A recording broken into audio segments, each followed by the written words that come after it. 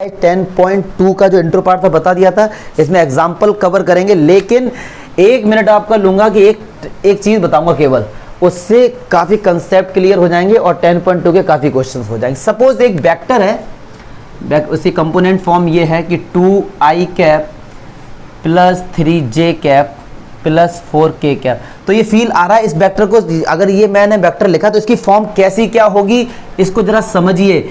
ये 2i cap है, मतलब क्या हुआ कि x एक्सिस पे कितना डिस्टेंस है 2, पक्की बात है, y एक्सिस पे 3 और इस पे 4। मतलब क्या हुआ कि ऐसा कोई एक वेक्टर होगा, ठीक है, जिससे अगर मैं x एक्सिस पे परपेंडिकुलर डालूं तो ये डिस्टेंस 2 होगा, y पे डालूंगा तो ये डिस्टेंस 3 होगा और z एक्सिस पे डालूंगा तो ये डिस्टेंस 4 होगा। फील करना सीखो कि इसका मीनिंग क्या है। अब सुनो ध्यान से, अगर कोई आपसे पूछता, मैं एग्जांपल से पहले एक बेसिक सी बात बता रहा हूं, इसको याद रखना। अगर किसी ने आपसे कहा कि भैया ये एक वेक्टर है, अगर यार कोई एक वेक्टर है तो पक्की बात है कि उसमें उसके डायरेक्शन रेशियो भी होंगे, उसके डायरेक्शन कोसाइंस भी होंगे, पक्की बात है ये तो आपसे कोई कहता भैया इसके डायरेक्शन रेशियो बताओ, तो इसके जो डायरेक्शन रेशियो होंगे वो होंगे 2, 3, 4। जो स्केलर कंपोनेंट होते हैं किसी भी वेक्टर के, उनको हम कहते हैं डायरेक्शन रेशियो, पक्की बात है।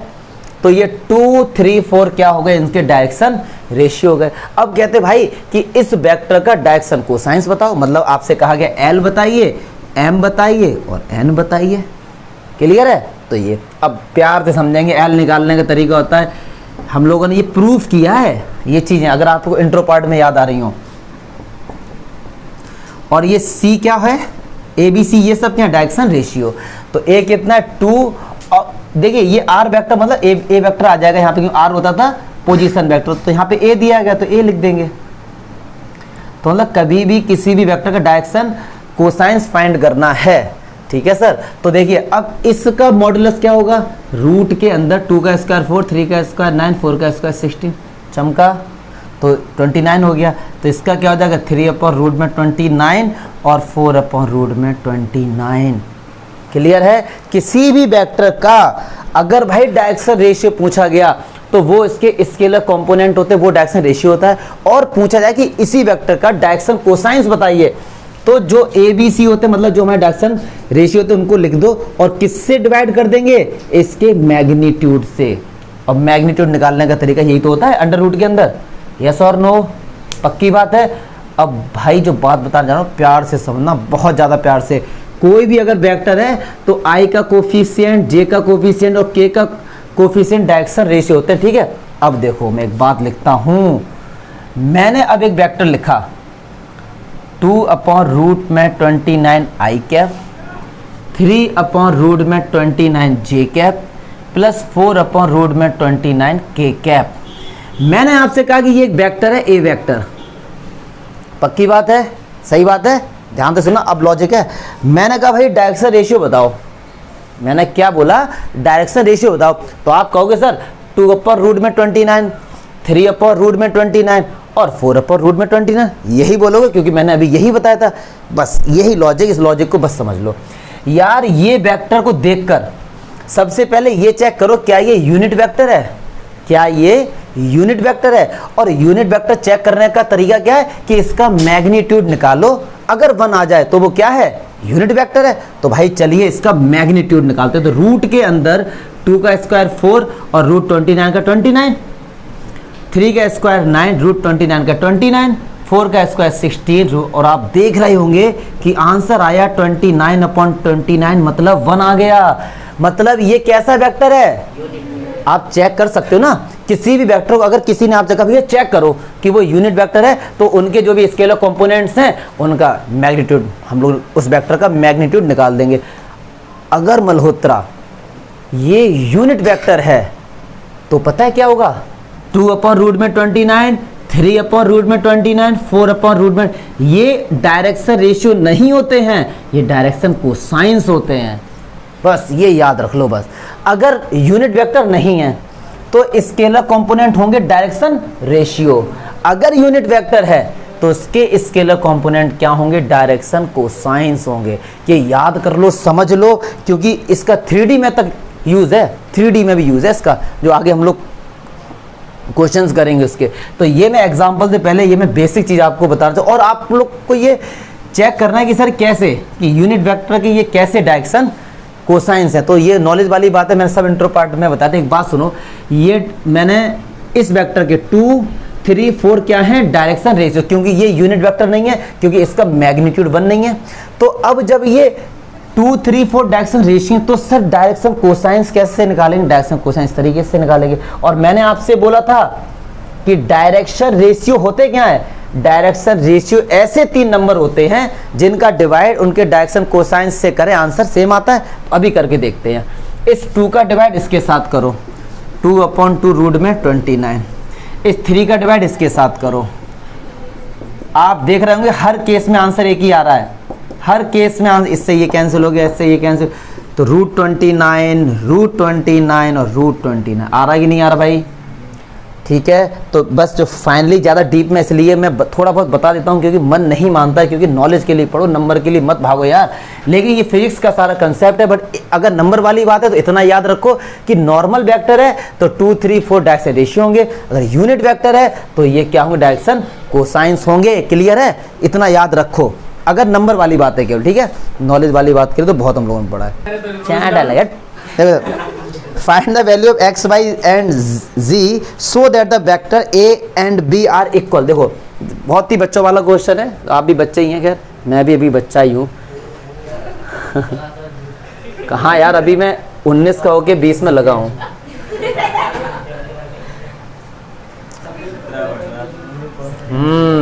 भाई जेके, अब देखो ये कह रहे हैं कि a और b इक्वल है, तो x, y और z की वैल्यू बताइए। यार बच्चों वाली बात है, अगर ये इक्वल हैं, अगर सुनो, अगर कोई भी 2 वेक्टर इक्वल होते हैं तो उनके कंपोनेंट ये इक्वल होते हैं आपस में। ठीक है जी, तभी तो इक्वल होंगे वो। कोई भी 2 वेक्टर इक्वल है मतलब उनका मैग्नीट्यूड इक्वल है, उनका डायरेक्शन इक्वल है, तभी तो उनको बोलते हैं ना इक्वल वेक्टर। तो x किसके बराबर होना चाहिए, 2 के बराबर, y किसके बराबर होना चाहिए, 2 के, और z किसके बराबर होना चाहिए, 1 के बराबर। सिंपल दिखा, कंपेयर कर दिया मैंने, बच्चों वाला था ये। तो 5th क्या कह रहे हैं, ये कह रहे हैं एक a वेक्टर दिया है, b वेक्टर दिया है। ठीक है, आर द वेक्टर इक्वल। चलो देखो, अच्छा एक वेक्टर ये दिया है और एक वेक्टर ये b वेक्टर दिया है। कह रहे हैं ये ऐसे वेक्टर हैं कि इनके मैग्नीट्यूड इक्वल है। सही बात है, इसका होगा 1 का स्क्वायर 1, 2 का स्क्वायर 4, √5 हो गया। b का निकालेंगे तो 2 का स्क्वायर 4, इसका 1 हो गया। इनके मैग्नीट्यूड तो इक्वल आ रहे हैं। कह रहे हैं क्या ये वेक्टर इक्वल है? भैया किसने कह दिया? ये i का कोफिशिएंट क्या 1, इसका मैग्नीट्यूड 2 है। वो वेक्टर इक्वल होते हैं जिनके हर कंपोनेंट के मैग्नीट्यूड इक्वल होता है यार। तो ये इक्वल नहीं है, ये इनका मैग्नीट्यूड इक्वल है, उससे कोई फर्क नहीं। तो a does not equals to b, क्योंकि अगर ये बराबर थे तभी तो हमने कंपेयर किया था। ठीक है मल्होत्रा, तिवारी। अब देखते हैं 6 कह रहे हैं find the unit vector in the direction. हाँ देखो, क्वेश्चन सिंपल है, क्वेश्चन सिंपल है, लेकिन एक चीज समझाएंगे इसमें आपको, क्योंकि बच्चे लोग तो केवल आंसर पर जाते हैं, बस मीनिंग समझ में नहीं आ रहा कि हमने जो किया उसका मीनिंग क्या है। इसीलिए मैं क्वेश्चन को लिखूंगा और एक चीज समझाऊंगा भी डियर, क्या है 2i cap plus 3j cap. देखो कहने को तो ये कह रहे हैं कि यूनिट वेक्टर, तो बहुत से बच्चे समझेंगे यार इसका यूनिट वेक्टर निकाल दो, सिंपल सा। क्या होता है उसका फॉर्मूला, ये होता है उसका फॉर्मूला, निकाल दो यूनिट वेक्टर, मिल गए नंबर। ठीक है, क्वेश्चन को रीड करो, find unit vector in the direction. क्योंकि यूनिट वेक्टर तो कुछ होता ही नहीं है, मैंने बताया था यूनिट वेक्टर किसी भी गिवन वेक्टर का ऐसा वेक्टर होता है जो उसका डायरेक्शन बताता है केवल, और उस डायरेक्शन पे एक यूनिट का डिस्टेंस को बताता है। तो ये जो एक नया वेक्टर आएगा वो इसी डायरेक्शन में होगा। ठीक है जी, तो कैसे निकालेंगे, कुछ नहीं करना भाई। अब एक बात सुनो, जरा सुनो ध्यान से, मल्होत्रा देखो सामने, क्या ये वेक्टर यूनिट वेक्टर है? ये वाला यूनिट वेक्टर है? नहीं है, क्योंकि इसका मैग्नीट्यूड 1 नहीं है। तो 2, 3 और 1 क्या होंगे, डायरेक्शन रेशियो होंगे। मैं बार बार बताऊंगा, इससे रट जाएगा आपको। तो अब कह रहे हैं यूनिट वेक्टर बनाओ, तो अब किससे डिवाइड करेंगे, इसके मैग्नीट्यूड से। 2 का स्क्वायर 4, 3 का स्क्वायर 9, 1 का स्क्वायर 1, तो कितना हो गया,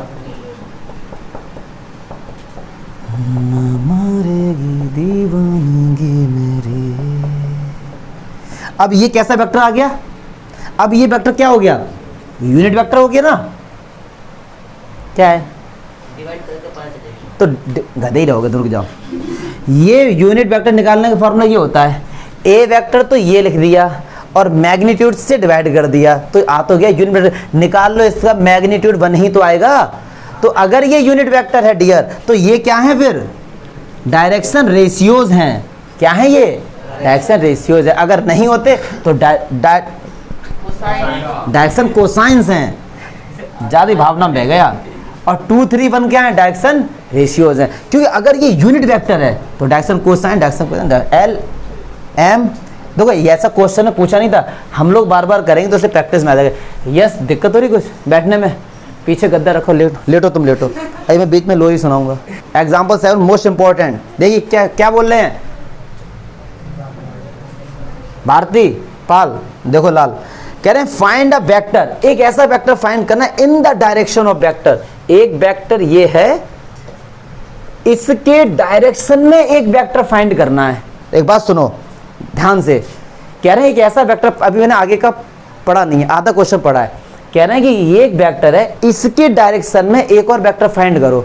तो अगर मैं इसका यूनिट वेक्टर निकाल दूं तो क्या कोई बुराई वाली बात है? यूनिट वेक्टर बताएगा क्या? इसका जो यूनिट वेक्टर आएगा वो इसी डायरेक्शन में तो होगा और उसका मैग्नीट्यूड कितना होगा 1।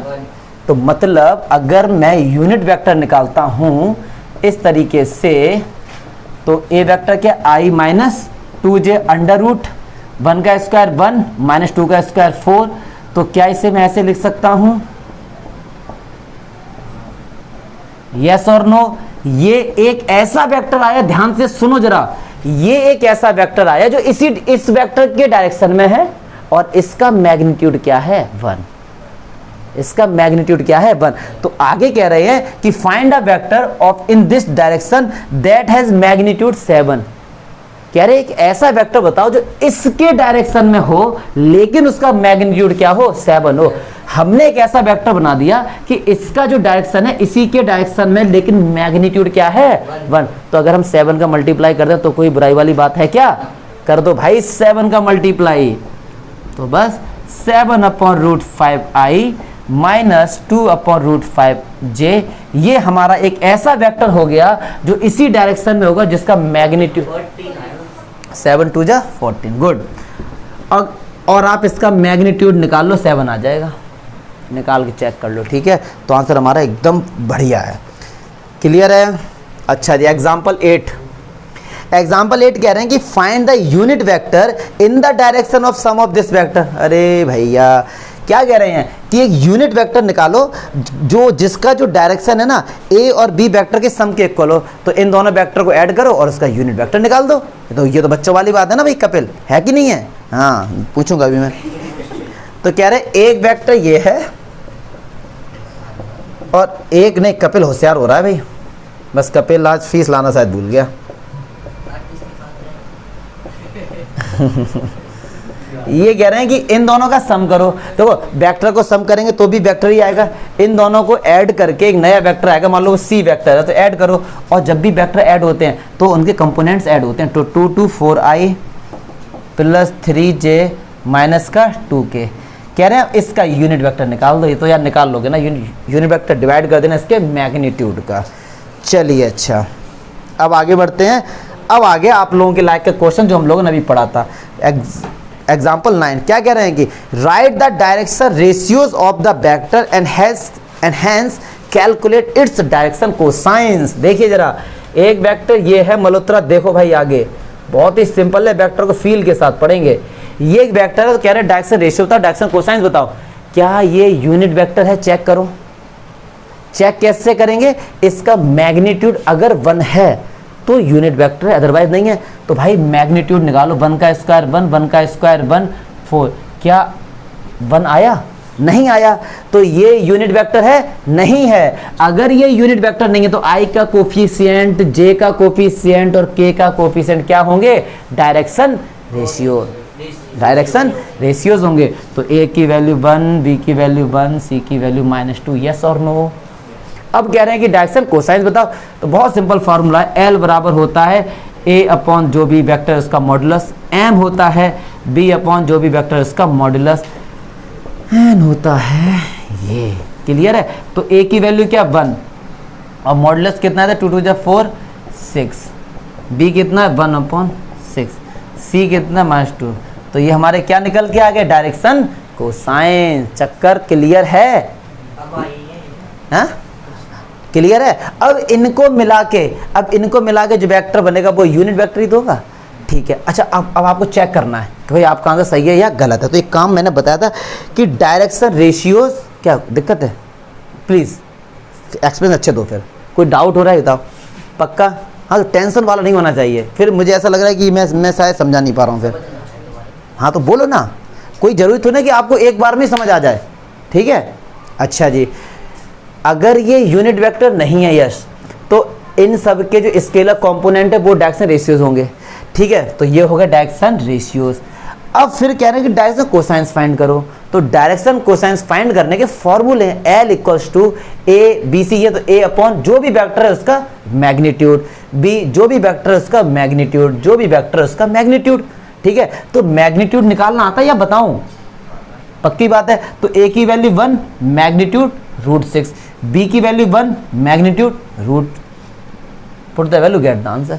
अब हमको चेक करना है कि भाई हमारा आंसर सही है या फिर गलत है। तो हमने पढ़ा क्या था कि डायरेक्शन रेशियोज और डायरेक्शन कोसाइंस अगर डिवाइड करते हो हमेशा एक आंसर आता है इक्वल। तो चलिए करते हैं, A का डिवाइड इसके साथ करो तो 1 का डिवाइड इसके साथ होगा, 1/√6 ही आएगा। इस 1 का डिवाइड 1/√6 के साथ होगा तो यही आएगा ना कि रूट से ऊपर जाएगा, शायद ऊपर जाएगा। देखो 1 का डिवाइड कर रहे हैं 1/√6 से, तो ऊपर जाएगा ना ये, तो √6 आ गया। इसका डिवाइड इसके साथ करेंगे √6 आएगा। ऐसे ही -2 का डिवाइड, तो -2 से -2 कहते ऊपर जाएगा, आ गए ना हर बार, तीनों बार एक ही आंसर आया। तो इसका मतलब भाई हमारा आंसर एकदम ठीक है। इंट्रो पार्ट देखो, अगर इसमें कोई दिक्कत हुई ना, इंट्रो आप समझो अच्छे से। इंट्रो अगर आप समझेंगे अच्छे से तो आप लोग डीप में किसी बुक का क्वेश्चन ले लेंगे, एनसीईआरटी ने किसी भी बुक का, तो हो जाएगा। बट आजकल करते हैं हम लोग, ध्यान देते हैं क्वांटिटी पे कि यार आज मैंने 20 क्वेश्चन करे, नहीं, क्वालिटी पे वर्क करो, 10 क्वेश्चन करें लेकिन क्वालिटी के साथ ना, इंट्रो पार्ट के साथ बहुत अच्छे से। मल्होत्रा कोई दिक्कत? एग्जाम्पल 10 में यार कुछ है नहीं। ठीक है, अब देखते हैं अच्छा एग्जाम्पल 10 क्या है।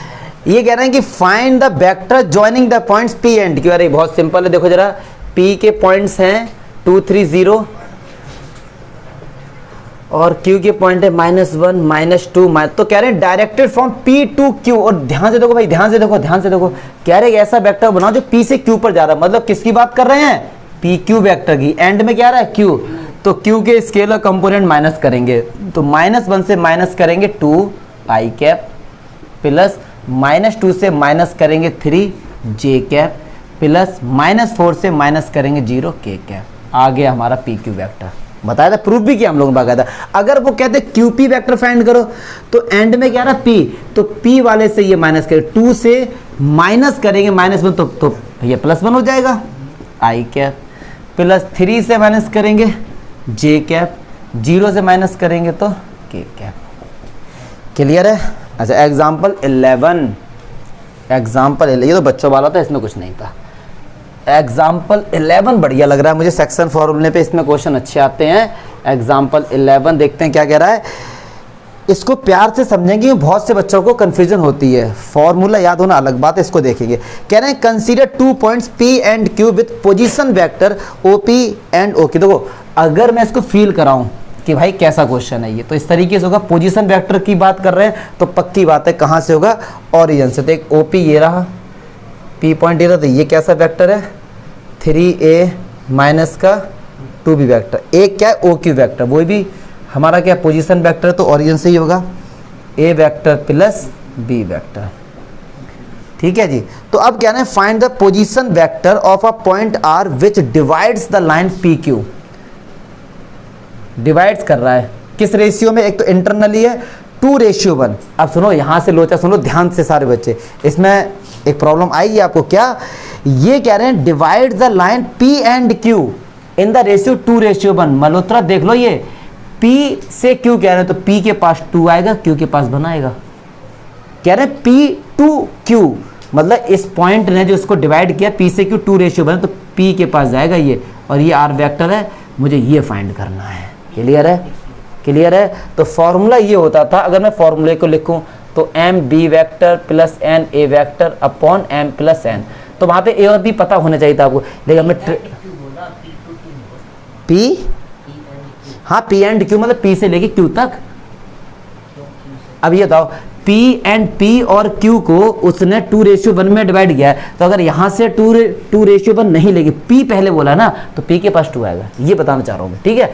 चलिए अब ये हो गई भाई फॉर्मूले वाली बात, हमने प्रूफ भी किया है, लेकिन अब एक प्यार से समझिए, बहुत प्यार से। इसको ले लो M, इसको ले लो N। अब A B का लोचा छोड़ो, बहुत प्यार से हम समझाएंगे। ये 2 इसके पास में है ना, इससे दूर है, तो दूर वालों को लो। जब हम लोग ज़्यादा पास रहते हैं तो प्यार कम होता है ना, कभी कभी दूरियां भी जरूरी हैं। तो इस 2 से लव गुरु, अरे तो इस 2 का मल्टीप्लाई इसके साथ होगा। मैथ्स तुम बेटा दिल पे ही ले गए पूरा। हाँ मैं गलत टॉपिक छेड़ा, मुझे पता, तुम सब भरे बैठे बेटा लॉकडाउन में। देखो 2 + 1, तो ये हमारा आ गया, बस ये हमारा आ गया। तो ये क्या R वेक्टर है, इसका मल्टीप्लाई करो 2a vector plus 2b vector plus 3a vector minus 2b vector upon 3। तो R वेक्टर क्या आ गया 5a vector upon 3। Answer check करो पहले इंटरनली, एकदम सही आ रहा। सुनो इस चीज़ को, अब मजाक में नहीं, इसको देखो भाई 2 इसके पास है तो इस 2 का मल्टीप्लाई इसके साथ होगा, 1 का इसके साथ होगा। ये समझ लीजिए, ट्रिक से बता रहा हूँ आपको, मतलब आपको कंफ्यूज ना बना ये फॉर्मूले में, फिर ये पता करो ए बी क्या, रटने वाली बात होगी। अब कह रहे हैं कि एक्सटर्नली, ये तो इंटरनली है। अगर कह रहे हैं कि एक्सटर्नली कट किया हो 2:1 तो कुछ नहीं करना है, एक्सटर्नली के लिए बता दूं, n की जगह -n से रिप्लेस कर दो, बस n को -n से रिप्लेस कर दो। मतलब n क्या था, 1 था, अब यहाँ पे n की जगह -1 रख दो, बात खत्म, आंसर थोड़ा सा चेंज हो जाएगा बस। तो चलिए देखिए, अच्छा इस 2 का मल्टीप्लाई इसके साथ होगा तो 2a vector plus 2b vector, और -1 का मल्टीप्लाई अब इसके साथ होगा, ठीक है। तो माइनस का 3a वेक्टर प्लस का 2b वेक्टर, क्लियर है, और 2 - 1। तो अब देखो माइनस का a वेक्टर प्लस का 4b vector upon 1, answer check करो, यही आना चाहिए, एकदम सही है ना। तो इस तरीके से करो आप लोग, देखो ये बात को समझो, मजाक में नहीं। 2 दूर है तो इसका मल्टीप्लाई इसके साथ, इसका इसके साथ, क्लियर है। अरे चमका ना, तो ये सबसे सिंपल मेथड है बच्चों को समझाने के लिए, ठीक है, क्योंकि बच्चे बड़े कंफ्यूज होते हैं, यार A किसको स्कूल है, B किसको स्कूल है, तो बस दूरियां कर दो, ठीक है। लास्ट एग्जाम्पल बचा, देखते हैं प्यार से, लास्ट एग्जाम्पल देखते हैं प्यार से। क्या करेंगे, ये 3 वेक्टर हैं, तो कह रहे हैं ये प्रूफ करो, शो करो प्लीज। देखो बेटा, ये 3 वेक्टर को जब आप ड्रॉ करेंगे ना, तो ये राइट एंगल ट्रायंगल बनाएंगे, आपको ऐसा प्रूफ करना है। तो एक बात सुनो, अब मान लो इस तरीके से बन जाएंगे, 3 वेक्टर होंगे ये A B C। अब हमको ये प्रूफ करना है कि ये राइट एंगल ट्रायंगल है। इसकी लेंथ निकाल लीजिए, इसकी लेंथ निकाल लो, इसकी लेंथ निकाल लो, इसका स्क्वायर करो, इनका करो, इनका करो, भाई इन दोनों को ऐड करो, इसके बराबर आ गया तो ठीक है। मैंने बोला लेंथ निकालो, लेंथ का मतलब होता है वेक्टर में मैग्नीट्यूड। तो भाई चलो ए बी वेक्टर निकालते हैं, क्या निकालते हैं, ए बी वेक्टर। अब एक बच्चा कंफ्यूज कि सर ए बी निकालना है या फिर बी ए निकालना है। अरे भाई मैग्नीट्यूड तो सेम आएगा, ए बी बी ए में केवल डायरेक्शन का ही तो खेल है, बस मैग्नीट्यूड तो क्या आएगा, सेम आएगा। तो पहले तो ए बी वेक्टर निकालो, बी एंड में आ रहा है तो इससे ये माइनस होगा, तो 1 में से ये माइनस तो कितना आया, माइनस का i, माइनस का 3 प्लस का माइनस का 2j कैप, माइनस का 5 माइनस का तो 6k कैप। क्लियर है। अगर कोई दिक्कत है देख लेना, माइनस प्लस में कोई दिक्कत होनी नहीं चाहिए। ऐसे ही हम क्या निकाल देंगे, BC वेक्टर निकाल देंगे, ऐसे हम या AC या CA कुछ भी निकाल दीजिए, आप निकाल लेंगे। फिर इनका निकाल देंगे मैग्नीट्यूड। मैग्नीट्यूड कैसे निकालेंगे डियर, तो 1 का स्क्वायर 1, 2 का स्क्वायर 4, 6 6 36, तो ये कितना आ गया 41, अंडर रूट के अंदर 41 आ गया। ऐसे ही BC का हम लोग निकाल देंगे, तो जल्दी से निकाल देगा। 3 से बन गया तो 2i कैप, माइनस का 4 प्लस का तो माइनस का j कैप, माइनस का 4 प्लस का तो ये k कैप। इसका निकालेंगे भाई तो 2 का स्क्वायर 4 1 1, कितना होगा रूट में 6। अब निकालेंगे AC या CA, एक ही बात है, पहले क्या रहा A, तो 2 से ये 3 गया तो माइनस का i कैप, माइनस j से प्लस का 4 तो प्लस का 3j, और k से ये क्या तो प्लस का 5k। तो अब देखिए चलो 1 का स्क्वायर 1, 3 का स्क्वायर 9 और ये 25, तो देखो 35 आ गया। अब आप देख रहे होंगे कि भाई ए बी वेक्टर का अगर हम निकालते हैं क्या स्क्वायर तो 41, इसका 6 आ जाएगा, इसका क्या आएगा 35, इन दोनों ऐड करो, इसके बराबर नहीं आ रहा है, तो इसका मतलब ये क्या बनाएंगे, राइट एंगल ट्रायंगल बनाएंगे। तो इसी के साथ मैं अपनी बाड़ी को विराम देता हूँ। सारे हमारे एग्जाम्पल हो ही गए भाई। अब एक्सरसाइज पे हम लोग करेंगे बढ़िया तरीके से।